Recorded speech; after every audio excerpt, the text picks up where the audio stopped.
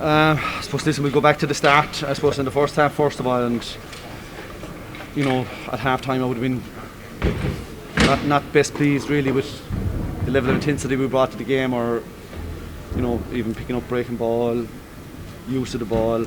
We just weren't on the money at that stage. And to be fair, I would have been a bit concerned, because give it 15-20 minutes, you'd expect yourself to hit a rhythm.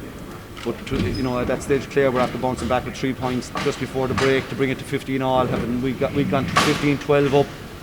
We should have pushed on a bit more at that stage ourselves, and it was the other way around we went. So at half time I would have been a bit concerned about that, but we said, listen, first game back, maybe we just need to give it a little bit more time to see if we can get up to the rhythm of it. And we went out and we addressed those concerns that we had at half time. So we got the first 5 scores after the break, and that gave us a good platform.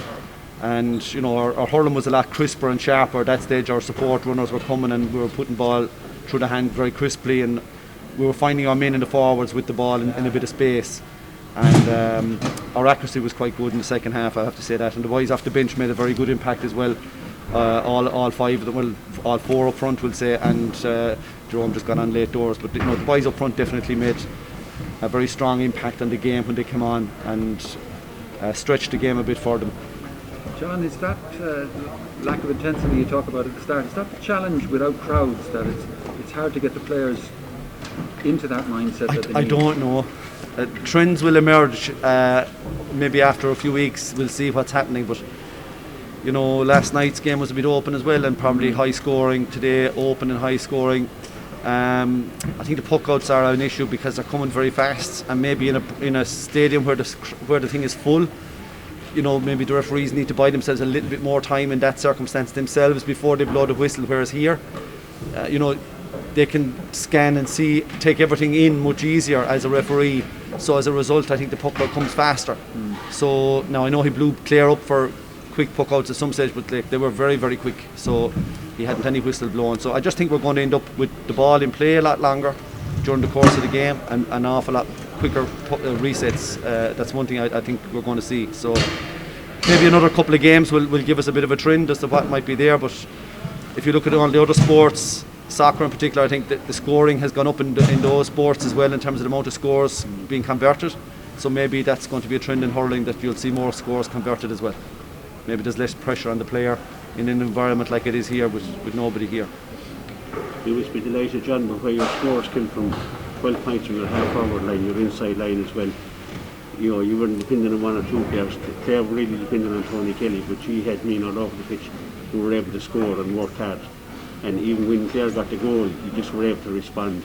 So Clare responded to you. Yeah, listen, the forwards worked very hard in the second half. Much harder than they did in the first. And even though they had 15 points scored in the first half, it wasn't reflective of our work rate. And the second half was far more reflective of our work rate in that part of the field. But yes, happy that there was a nice spread of scores on the day. But very aware of the fact that next week we're going to have to up our game significantly again. We've got the All-Ireland champions, so we're going to have a big challenge to get ready for that now, and a quick turnaround as well in 7 days. So listen, I'm glad we've got the game under our belt. We have an idea of where we need to go in terms of things we need to work on, and we'll have to go and get our shoulder to the wheel on that now over the next 7 days.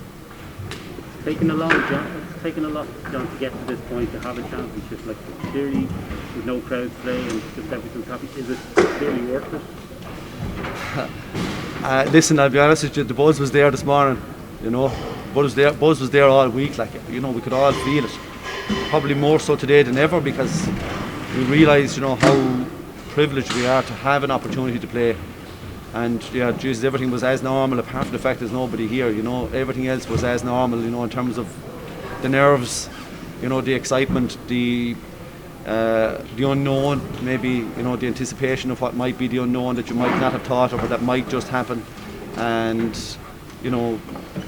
I think the players will still be much more satisfied as individuals on both cases, I would imagine, that at least they got to play their game today. And I'm sure an awful lot of people at home got a lot of enjoyment out of still being able to sit down on a Sunday afternoon and watch a championship match. especially the older people, I think, in the population. They will take great solace from the fact of being able to sit down and watch their team play and watch all the other teams play.